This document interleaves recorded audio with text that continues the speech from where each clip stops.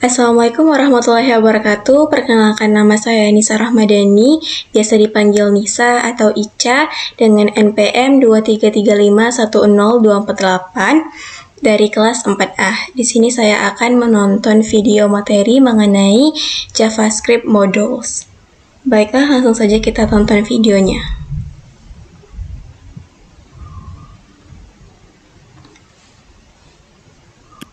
Halo teman-teman, selamat datang di kelas JavaScript, di mana di sini kita akan bahas tentang JavaScript Modules.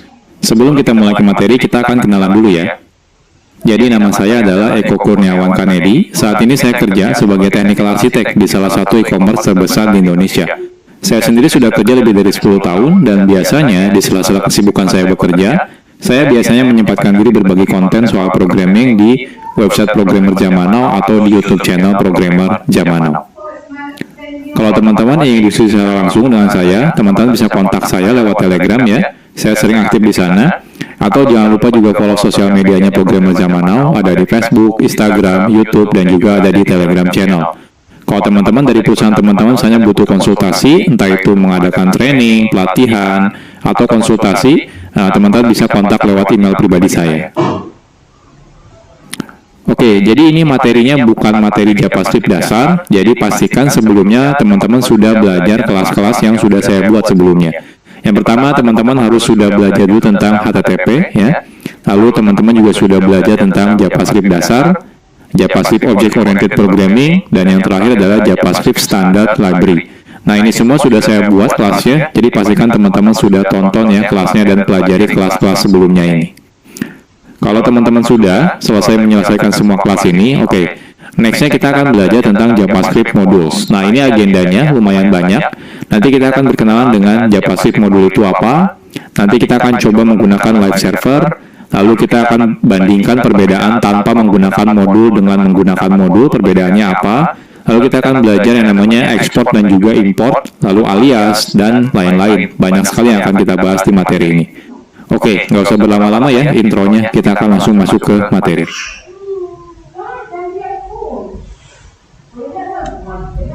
Sekarang kita akan berkenalan dulu dengan JavaScript Modules.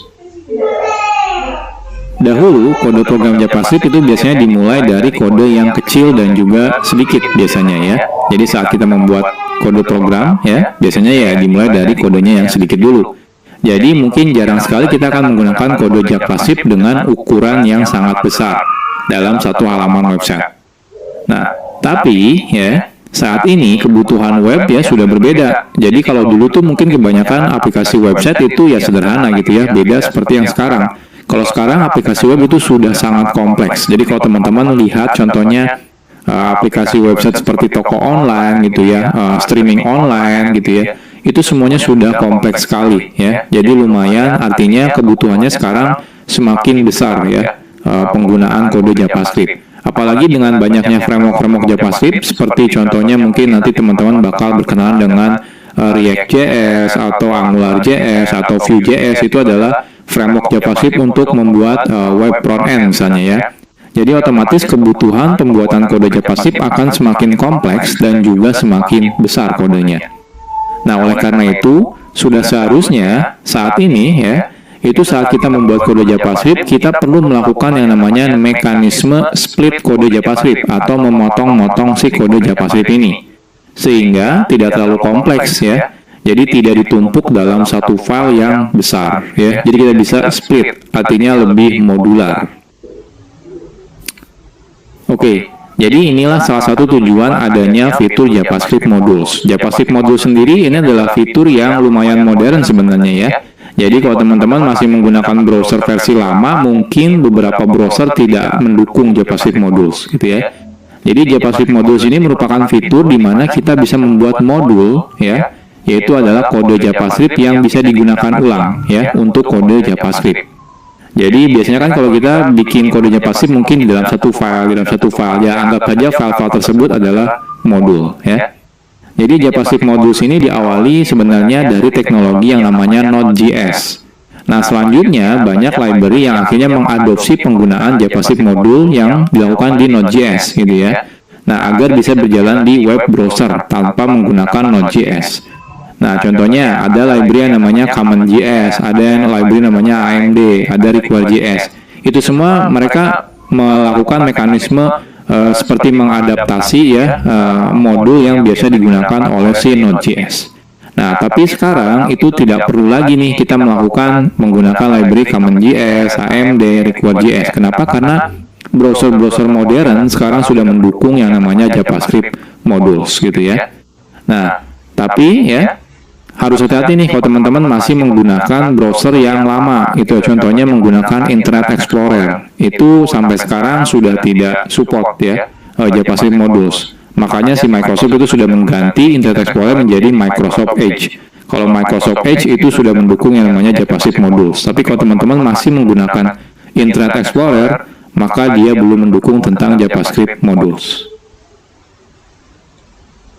Nah, jadi secara garis besar, ada dua kata kunci yang biasa digunakan dalam JavaScript modules, yaitu kata kuncinya adalah import dan juga export. Nanti untuk lebih detailnya kita akan bahas di chapter-chapter tersendiri ya. Jadi, sederhananya adalah import itu merupakan kata kunci yang digunakan untuk mengambil sesuatu dari JavaScript modul, ya. Nah, sedangkan export itu digunakan sebagai kata kunci yang digunakan untuk memberitahu kalau di dalam modul ini bagian mana yang ingin kita export keluar, sehingga bisa diimport dari luar modul. Jadi kurang lebih seperti ini ya JavaScript modul. Nah, tenang aja kalau teman-teman masih bingung, nanti tiap chapter kita akan bahas lebih detail gitu ya. Jadi dari mulai pertama nanti kita akan coba bandingkan ya perbedaannya tanpa modul dan menggunakan modul sampai bagaimana cara menggunakan JavaScript modules.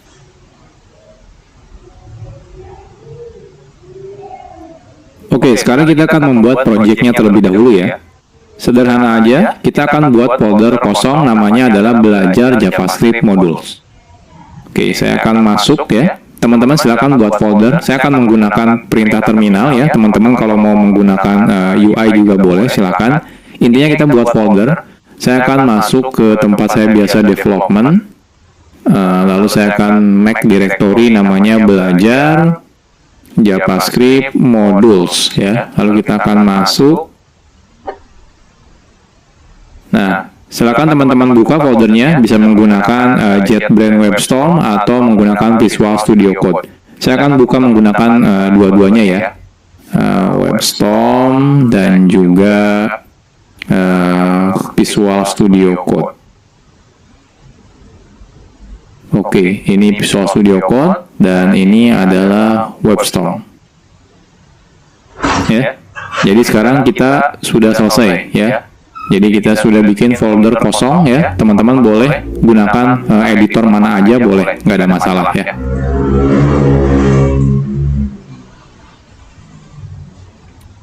Oke, sekarang kita akan bahas tentang live server. Saat kita menggunakan fitur yang namanya JavaScript module, itu sangat disarankan teman-teman menjalankan kode JavaScript-nya di dalam web server. Jadi artinya tidak langsung dari file teman-teman buka menggunakan web browser. Jangan ya. Kenapa? Karena beberapa mungkin tidak akan jalan kalau teman-teman bukanya langsung dari file. Jadi teman-teman harus beneran running dalam mode web server. Nah, hal ini karena spesifikasi dari JavaScript module meminta secara default kode JavaScript perlu di satu domain server yang sama. Jadi kalau teman-teman misalnya membuka file HTML-nya menggunakan URL file /2/ di depannya gitu ya, maka dikhawatirkan akan terjadi error yang namanya CORS atau singkatan dari Cross Origin Resource Sharing gitu ya. Jadi pastikan teman-teman nanti menggunakan web server. Nah, di sini kita akan coba menggunakan web server ya. Dan tapi web servernya itu sangat gampang digunakannya gitu ya. Jadi teman-teman tidak perlu menginstal aplikasi tambahan seperti misalnya Nginx atau misalnya Apache HTTPD, itu nggak perlu gitu ya. Sudah ada plugin bawaan dari Visual Studio Code atau juga JetBrains ya. Itu sudah ada. Jadi teman-teman tidak perlu menginstal secara manual. Oke, kita mulai dari yang pertama.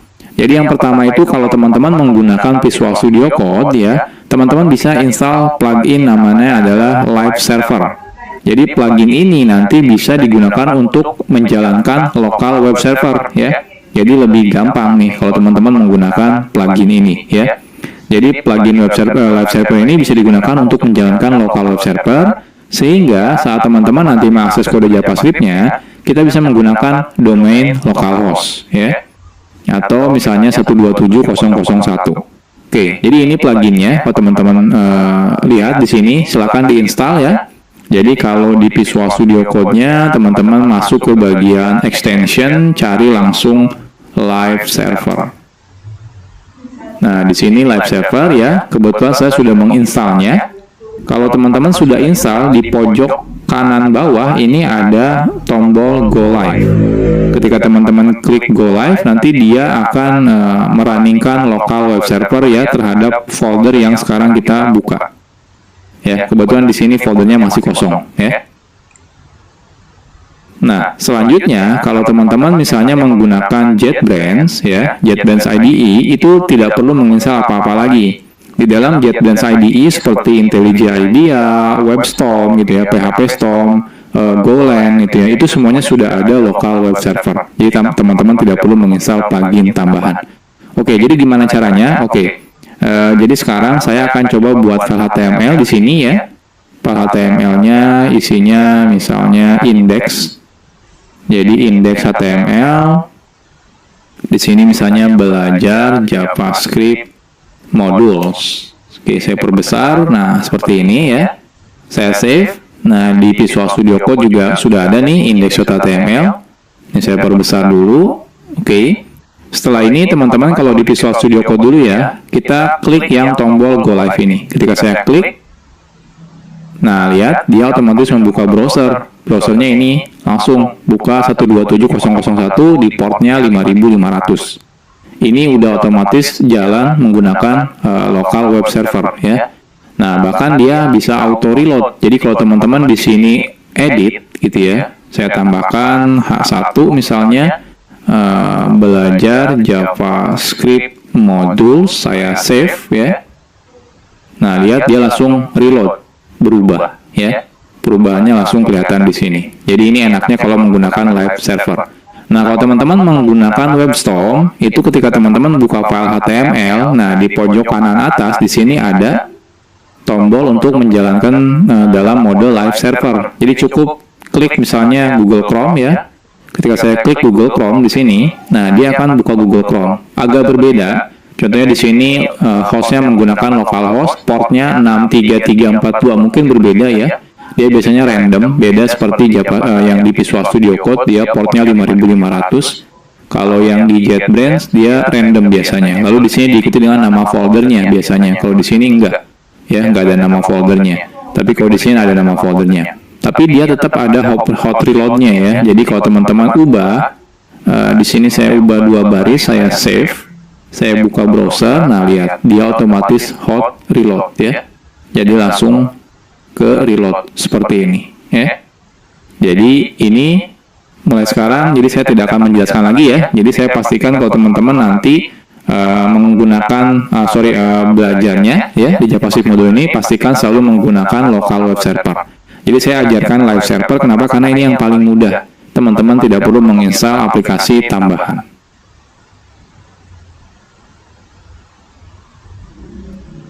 Sekarang kita akan coba dulu ya tanpa menggunakan JavaScript modul.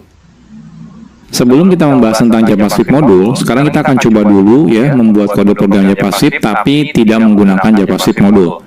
Nah, saat kita membuat file JavaScript, lalu kita load file JavaScript tersebut ya, menggunakan HTML contohnya, secara default kode JavaScript tersebut bisa langsung diakses.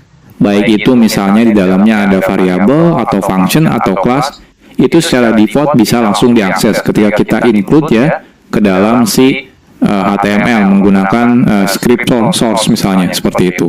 Oke, misal saja kita punya kode JavaScript seperti ini. Jadi kita punya namanya library.js. Isinya ada 2 function, say hello dan say goodbye. Oke, kita akan coba. Jadi di sini saya akan buat satu folder ya. Nama foldernya adalah scripts. Nah, di sini kita akan buat JavaScript file namanya library. Jadi kita akan buat function yang namanya say hello, name,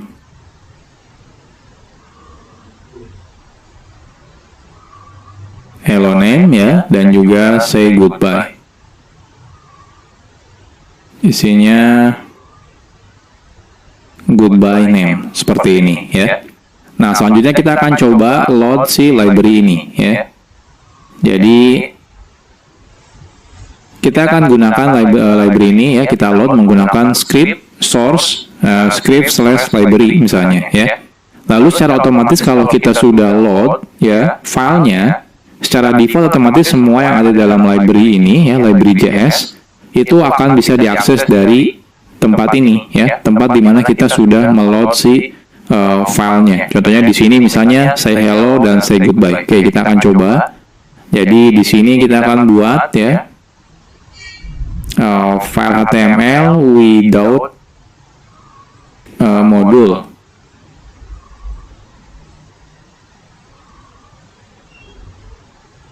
Oke, jadi di sini kita buat dulu script, source-nya kita ambil scripts/library.js ya. Lalu di sini kita say hello, misalnya echo, say goodbye, echo, seperti ini ya. Nah, kita lihat apa yang terjadi. Inspect. Nah, hasilnya di konsol kelihatan nih. Saya perbesar dulu. Nah, lihat ya. Ada hello echo dan goodbye echo. Artinya apa? Artinya secara default saat kita load ya sebuah sebuah file JavaScript itu otomatis bisa langsung digunakan apapun yang ada di dalam kode JavaScript ini. Entah itu function di sini, teman-teman bikin variabel contohnya misalnya ya. Bikin variabel name sama dengan contohnya echo seperti ini ya. Lalu di sini kita akan coba console.info name seperti ini. Nah, lihat di sini keluar ya echo ya. Artinya apa? Artinya name ini bisa walaupun di sini tidak ada variabel name, tapi karena dia ada di library.js, jadi otomatis dia bisa digunakan. Ini behavior default ya kalau kita meload file JavaScript.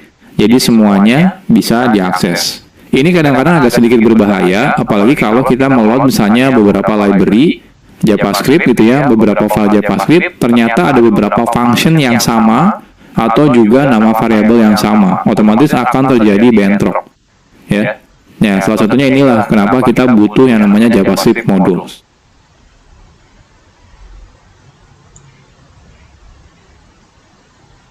Oke, jadi kalau nanti teman-teman menggunakan modul ya. Jadi kalau teman-teman menggunakan modul ya, jikalau kita menggunakan modul, kita bisa secara selektif namanya. Jadi milih-milih gitu ya. Jadi bagian kode mana yang akan diekspos keluar.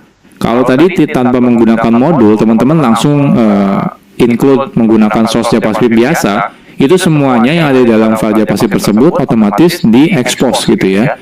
Nah, ini agak sedikit berbahaya. Tapi kalau nanti teman-teman menggunakan modul, teman-teman bisa pilih bagian mana, function mana, variabel mana, kelas mana yang ingin diekspos keluar. Karena mungkin beberapa variabel tidak mau diekspos keluar misalnya, seperti itu ya. Nah, secara default, kode yang kita buat menggunakan JavaScript modul tidak bisa digunakan dari luar file atau dari luar modul, kecuali memang kita meminta untuk mengeksposnya keluar. Jadi kalau yang JavaScript biasa itu ya, by default semuanya diekspos. Nah, kebalikannya dengan JavaScript modul. Kalau JavaScript modul, semuanya justru tidak diekspos. Jadi ketika kita pengen mengekspos, justru kita harus menyebutkan mana yang ingin diekspos keluar.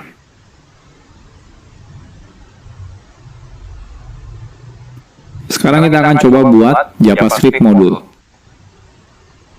Membuat modul itu sangat sederhana. Kita cukup membuat file JavaScript seperti biasa aja, gitu ya. Jadi nggak ada perbedaan sebenarnya saat teman-teman bikin file JavaScript biasa sama JavaScript modul. Yang membedakan adalah saat kita justru meload file JavaScript-nya dari HTML. Kita tidak lagi menggunakan tipenya JavaScript lagi, melainkan tipenya adalah modul. Ya. Jadi kan biasanya kita script type JavaScript, defaultnya kita ganti menjadi script type modul. Ya. Oke. Nah, sebelum kita lanjut, nah teman-teman jangan sampai bingung ya. Jadi di sini saya mau bahas tentang file yang JavaScript dan juga modul JavaScript. Jadi kalau teman-teman nanti ketemu dengan file yang namanya .mjs, sebenarnya itu adalah file JavaScript juga, ya. Nah, karena file JavaScript modul sebenarnya sama dengan file JavaScript biasa, kadang developer sering membedakan nama filenya antara JavaScript biasa dengan JavaScript modul, ya. Biasanya kalau JavaScript modul, developer biasanya menggunakan file namanya .mjs, ya. Jadi modul JavaScript. Nah, hal ini sebenarnya tidak ada kewajiban. Jadi teman-teman boleh tetap menggunakan .js atau kalau pengen beda nih biar kelihatan ya, ini kalau ini adalah kode modul gitu ya. Jadi kita pakainya MJS, itu nggak ada masalah. Tapi intinya tidak ada kewajiban.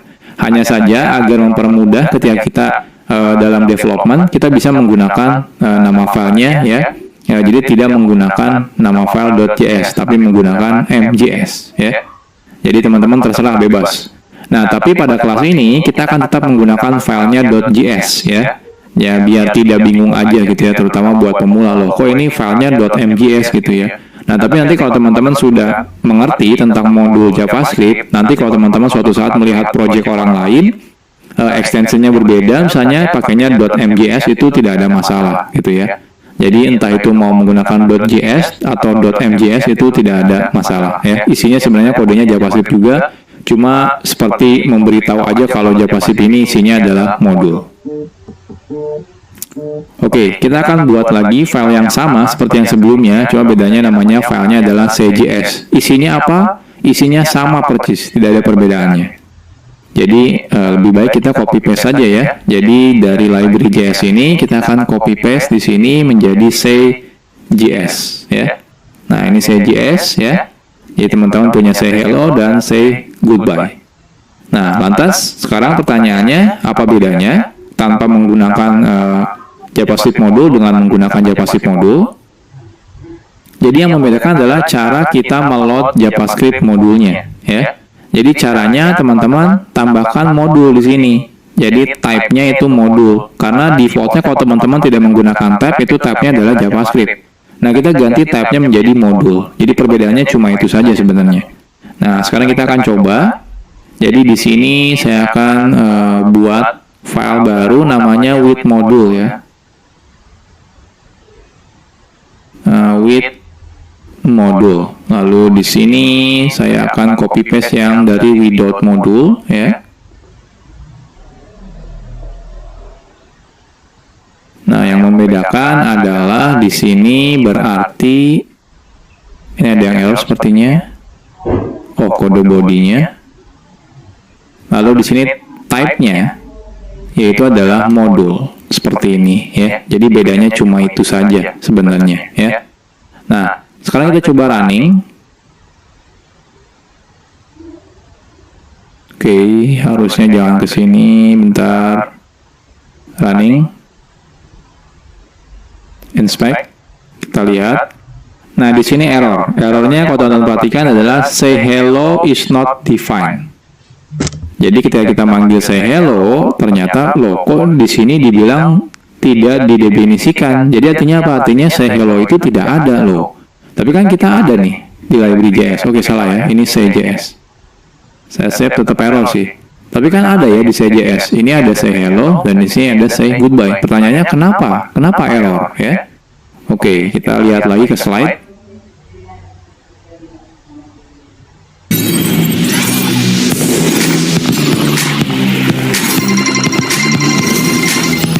Waalaikumsalam. Tante biasanya belanja Ramadan di mana? Di sini aja.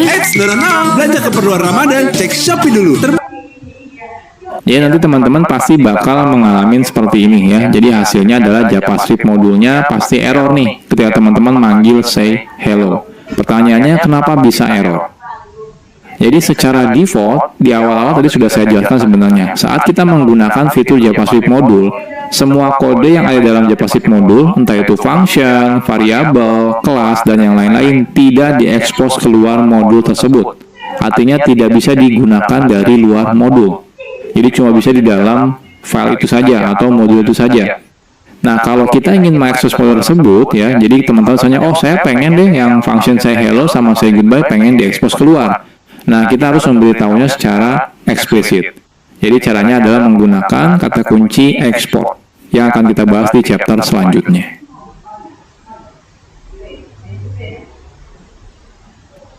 Sekarang kita bahas tentang export.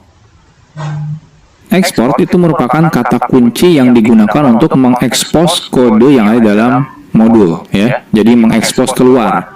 Nah, export itu biasanya ditambahkan di awal sebuah variabel kah, function, atau juga kelas.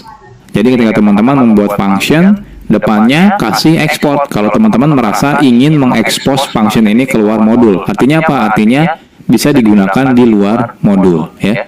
Oke, contohnya yang sebelumnya, contohnya kita punya yang say hello dan say goodbye. Jadi kalau teman-teman merasa oke, function ini ingin saya expose keluar, teman-teman cukup gunakan kata kunci export di depannya. Jadi export function, nama functionnya. Jadi seperti biasa, coba bedanya tambahkan export.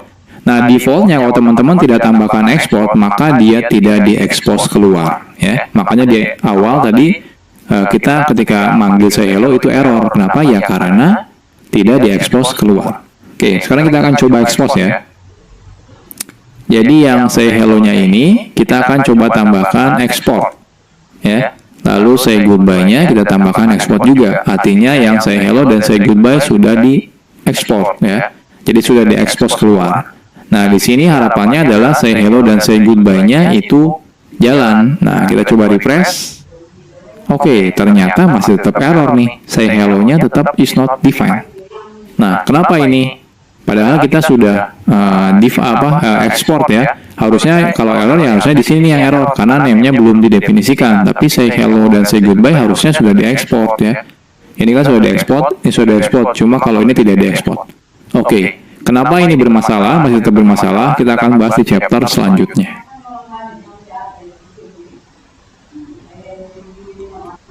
Oke, sekarang kita bahas tentang import. Export itu digunakan untuk mengekspos kode yang ada di dalam modul ke luar modul. Nah, jikalau kita ingin menggunakan kode yang sudah diekspos yang dari modul tersebut, kita perlu menggunakan kata kunci yang namanya import. Makanya yang sebelumnya tetap error, kenapa? Karena kita belum melakukan import, ya. Jadi wajib melakukan import terlebih dahulu. Nah, cara menggunakan kata kunci import ini sederhana. Caranya seperti berikut. Jadi cukup gunakan kata kunci import. Kalau cuma satu, teman-teman bisa langsung sebutkan nama yang akan diimportnya, misalnya nama functionnya, nama variabelnya, atau nama kelasnya. Kalau lebih dari satu, teman-teman bisa gunakan kurung kurawal.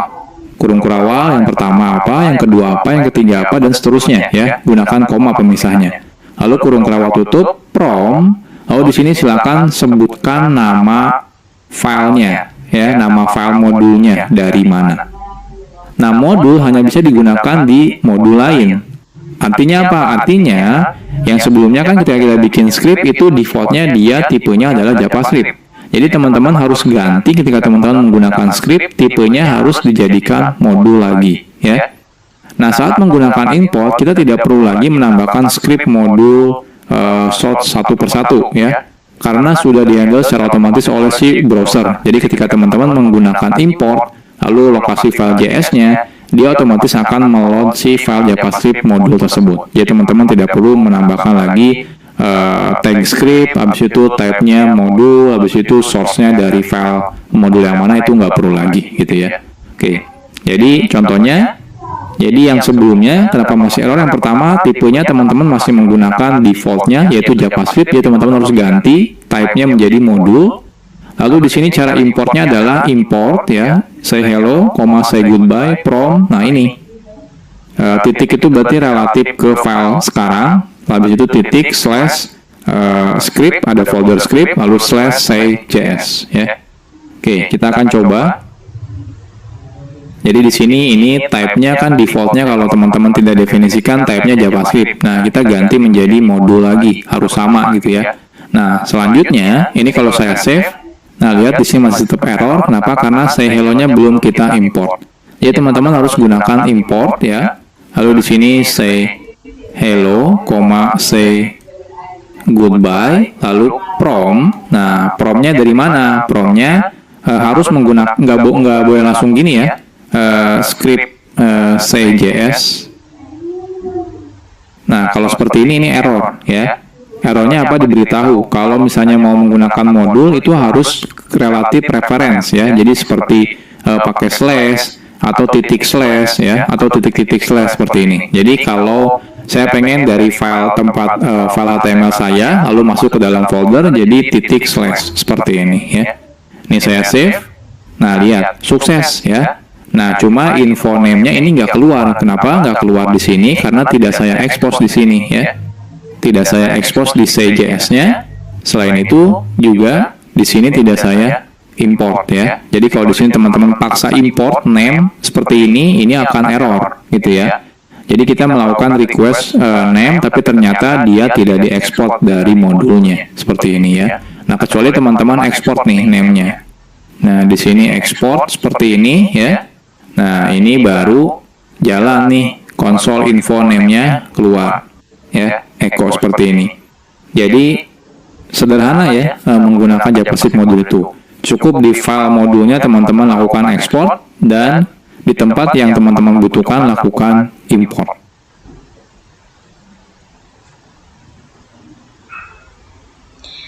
Baiklah, sekian video dari saya. Kalau saya ada salah kata, saya mohon maaf. Assalamualaikum warahmatullahi wabarakatuh.